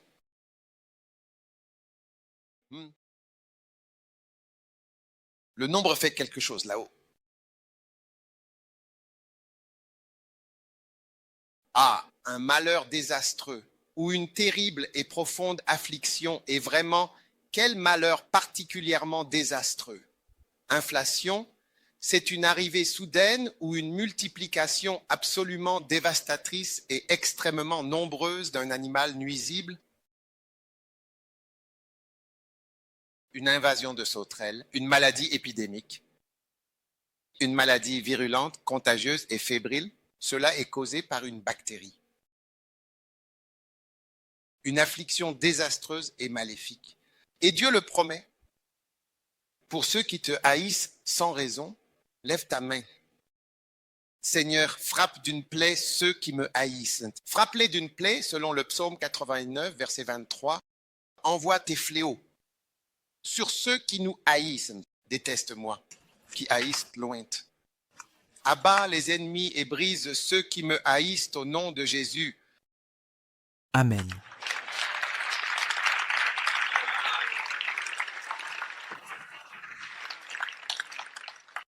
Mais ma fidélité et ma miséricorde seront vraiment avec lui. Ma fidélité. Oh, Dieu dit, je ne changerai jamais à ton égard. Combien aimerait avoir un ami qui ne changera jamais? Même lorsque tu es en prison, il viendra te rendre visite. Où que tu sois, à l'hôpital, il te rend visite. Partout où tu n'as pas d'argent, il reste ton ami. Partout où tu n'es pas important, il reste encore ton ami. Oh oui, j'ai toujours envie d'être l'ami de ceux qui ne le sont pas. Je ne sais pas, mais je me souviens d'un frère, j'ai toujours voulu être son ami, mais je le connaissais déjà avant. Je veux dire, le ministère a grandi. Oui, j'ai toujours été son ami. J'étais presque à un point où il ne pouvait même plus recevoir. Il pensait peut-être que j'étais ce que je disais. T'as mes amis qui sont mes amis depuis la jeunesse. Oui,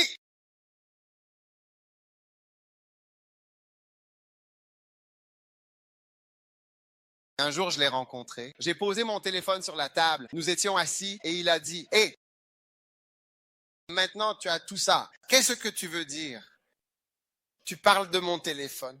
Tu es en train de gâcher la relation? Rien. Le téléphone est éteint. Je veux t'aider. Qu'est-ce qu'il y a? Et toi alors, maintenant? Ouais, grand homme, regarde, ça ce sont tes jouets et ça ce sont tes jouets. Oh.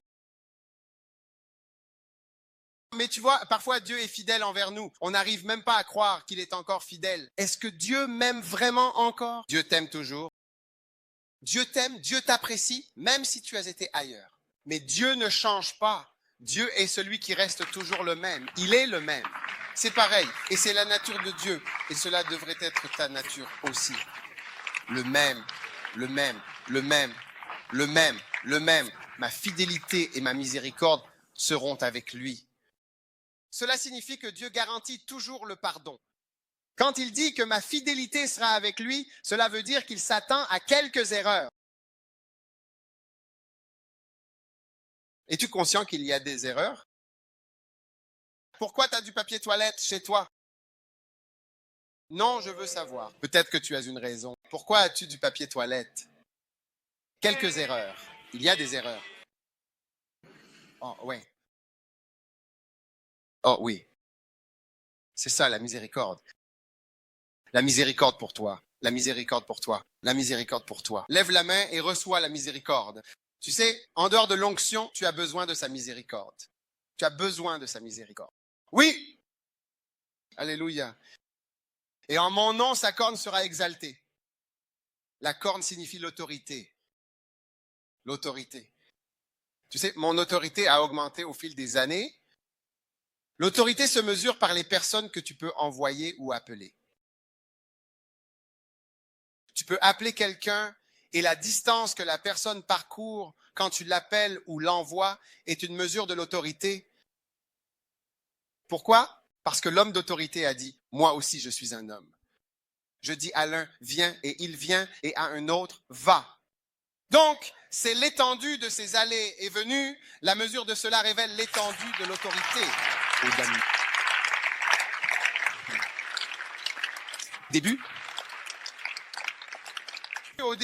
Au début, je pouvais envoyer quelqu'un seulement à l'intérieur de l'église. S'il te plaît, apporte-moi un micro. S'il te plaît, apporte-moi un micro. S'il te plaît, j'ai besoin d'eau.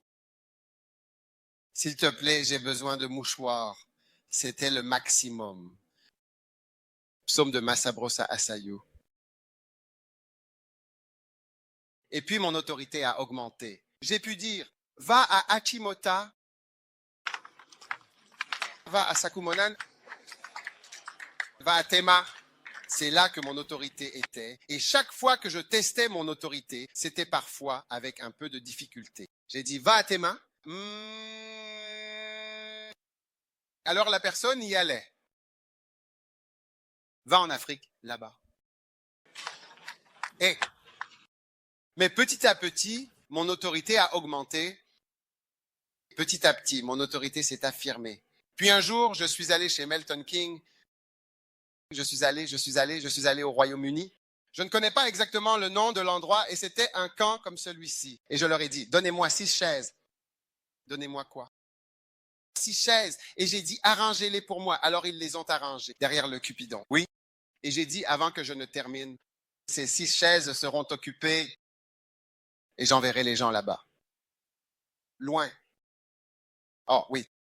Maintenant, la semaine prochaine, je vais à Fidji.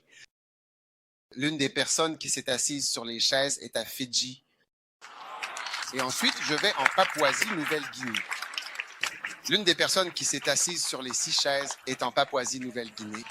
Oh, ouais. Distance. Et tu vois cette distance là-bas. Le temps de vol, tu vois, c'est un peu comme si, à partir de l'endroit d'où je pars, on considère qu'il est 19 heures. Le vol qui part de Dubaï pour aller jusqu'à cet endroit dont je parle, eh bien, ce vol-là, il dure 19 heures en tout, du début jusqu'à la fin du trajet. Non, le vol le plus long du monde dure 19 heures, 19 heures et quelques-unes. Comme le vol sans escale le plus long dans les airs. Ouais. À 19 heures, je ne sais pas si tu comprends, mais c'est 19 heures. Accra à Londres, c'est 6 heures. Ouais.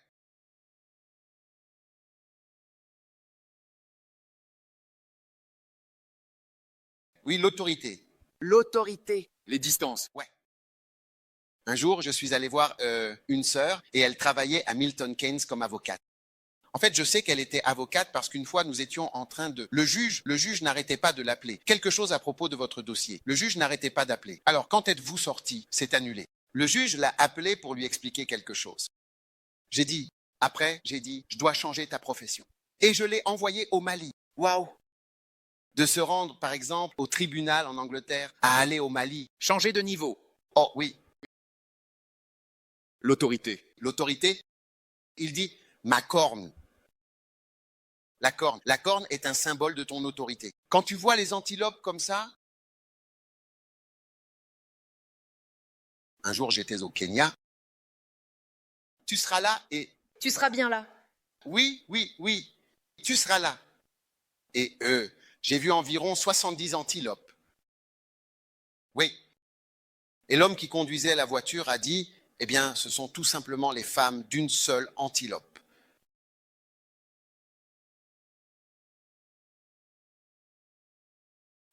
Alors je lui ai demandé, chut, silence. Alors je lui ai demandé, qui est-ce? Il a dit, regarde, il a dit, si tu les regardes de près, il n'y en a qu'un seul qui a des cornes. Alors quand j'ai regardé, j'en ai vu un avec des cornes. Il était avec elle. C'est lui l'homme d'autorité. Sur plus de 70 femmes. Il dit à l'une, va, et elle s'en va. Une autre arrive et elle vient. Et puis, quand nous sommes repassés environ 5 minutes plus tard, j'ai vu environ 7 antilopes avec des cornes. Et il a dit, ceux-là sont des maris sans autorité. Oui. Ils n'ont pas de femme. Pas de femme. Rien. Ils n'ont rien. Ils se déplacent simplement tout seuls. Oh oui, tu ne seras pas un homme sans autorité. Amen. Par l'onction solennelle, ta corne sera alors exaltée. Amen. Verset 25. Oh, c'est un chant sur l'onction. Waouh. Il est écrit, je mettrai aussi sa main sur la mer. Amen. Et sa main droite sur les fleuves. Maintenant, quand on parle de la mer, cela signifie que Dieu va te faire traverser la mer. Désormais, pour tout endroit lointain où tu iras, tu devras traverser la mer. Il n'y a pas d'endroit proche où tu n'auras pas à traverser la mer. Tu dois traverser la mer. Tu dois le faire. Tu dois passer la mer. Au minimum, tu traverseras la mer. Tu peux survoler la mer pendant 14 heures, 12 heures. Tu ne verras aucune terre. Oui. Donc cela signifie que Dieu a un ministère pour toi qui a quelque chose à voir avec la mer. Amen. Et ensuite, il a dit, tu traverseras des fleuves. Je me souviens quand j'atterrissais dans la ville de Bangui. Oui. J'étais assis près de la fenêtre. Et quelqu'un a dit, attention. Et quand j'ai regardé par la fenêtre, j'ai vu un fleuve incroyable. J'ai oublié le nom du fleuve. Pas le fleuve Congo, un autre fleuve. Un fleuve immense. Dis-le bien. Rubangui. Ubangui. Oui, le fleuve Ubangui. Ubangui. Le fleuve Ubangui. Magnifique, hein? Magnifique. Je veux dire, c'est une onction de voir le fleuve Ubangui. As-tu vu le fleuve Ubangui? J'ai vu le fleuve Ubangui.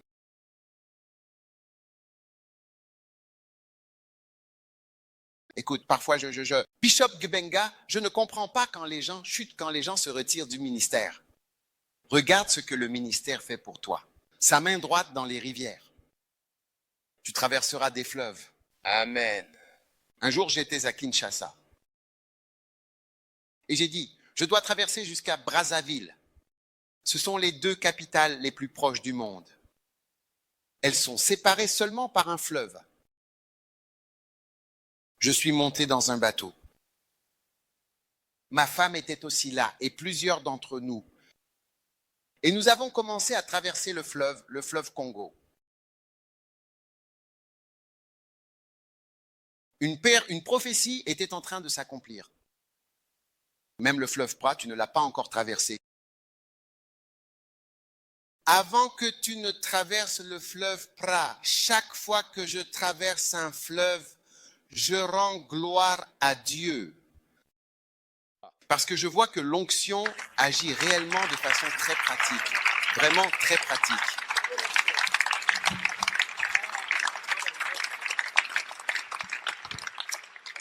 Regarde le fleuve.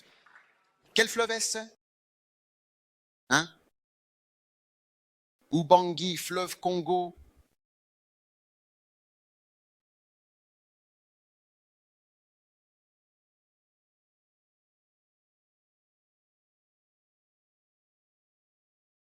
Oui, magnifique. Le fleuve Congo est si grand qu'à certains endroits, il y a des vagues comme si c'était la mer. Parfois, il est si large qu'on ne voit pas l'autre rive. C'est un fleuve vraiment impressionnant. Verset suivant. Ah, il criera vers moi, tu es mon Père, mon Dieu, le rocher de mon salut. Dieu exaucera les prières. Dieu exaucera les prières. Tu sais, un jour, je priais dans une pièce comme celle-ci. Puis soudain, au milieu de la pièce, j'ai vu de la fumée blanche. C'était à peu près de la taille de ma main, comme ceci. Et ça venait du centre, comme ça. Je regardais, je n'étais pas endormi. Je regardais et j'ai vu ce qui montait. Et j'ai vu que Dieu, c'était comme si c'était là où je priais. C'était comme si les prières, elles étaient comme de l'encens. Elles montaient vers le ciel. Elles montaient directement vers le ciel. Oh oui. Il m'invoquera. Tu es mon Père, ô mon Dieu, le rocher de mon salut. Tant de prières que j'ai faites, Dieu y a répondu. L'année dernière, Dieu a exaucé une prière. En fait, ce n'était même pas une prière, plutôt une promesse, mais bien sûr, j'ai dû prier à ce sujet. Ça, je le savais. Quand j'ai prié, j'ai dit, ce n'est pas possible. Ce n'est jamais mauvais. Cela s'est produit plusieurs fois. Et je dis, Seigneur, tu es incroyable. Oh, Dieu est vraiment incroyable. Dieu est absolument incroyable. C'est waouh. Dieu est vraiment incroyable. Il m'invoquera. Tu es mon Père, mon Dieu, le rocher de mon salut. Verset 27. Aussi, je ferai de lui mon premier-né, plus élevé que les rois de la terre. Maintenant, frère, je suis Rosalas. L'onction de Dieu peut véritablement te rendre dans ta vie, placé à un niveau bien plus élevé que les rois de la terre. Waouh! Par la grâce de Dieu, j'ai eu des échanges avec plusieurs présidents. Quand j'ai lu la biographie de Bunky, il disait « Par la grâce de Dieu ». Il a eu des échanges avec 14 présidents.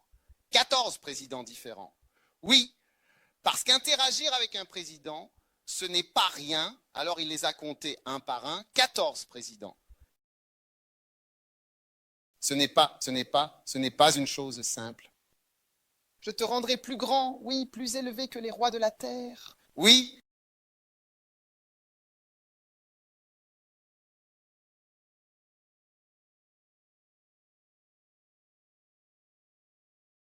Il y a certaines choses que je ne peux pas dire. Je ne peux pas dire.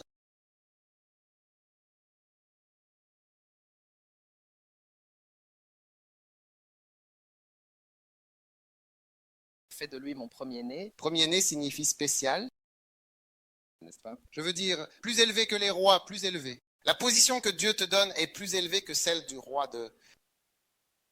Plus élevé, c'est la position que Dieu donne. Parce que à cause de l'onction, amen, êtes-vous enthousiaste? Je ne sais pas si vous êtes enthousiaste, car, je veux dire, c'est trop fantastique, fantastique.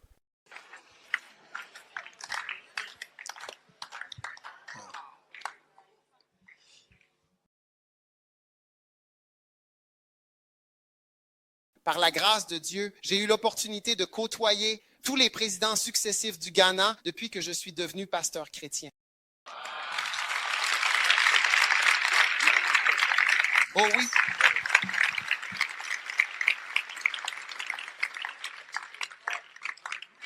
Oh oui. Toutes les années où j'ai grandi, je les ai surpris dans le ministère. J'ai dit que j'étais dans sa maison 2 semaines avant sa mort. Oh oui.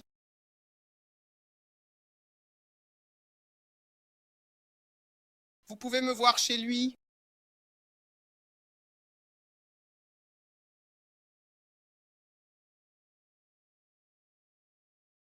Président.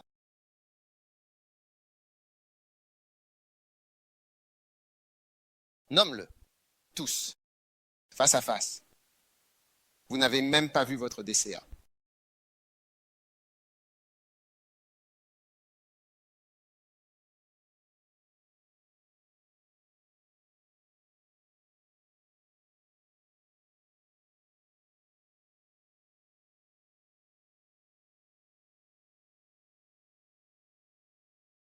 Aimez-vous l'onction? Aimez-vous vraiment l'onction? L'onction est puissante. Il est écrit, « Je ferai aussi de lui, mon premier-né, plus élevé que les rois de la terre. » Wow.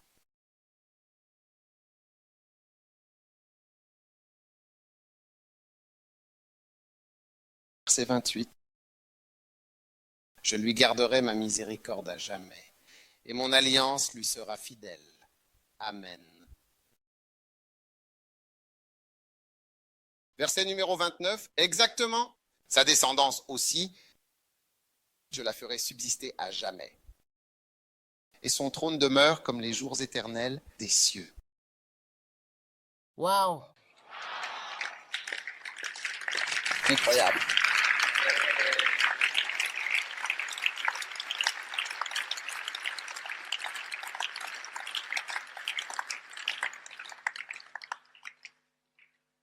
Dieu est unique, vraiment extraordinaire.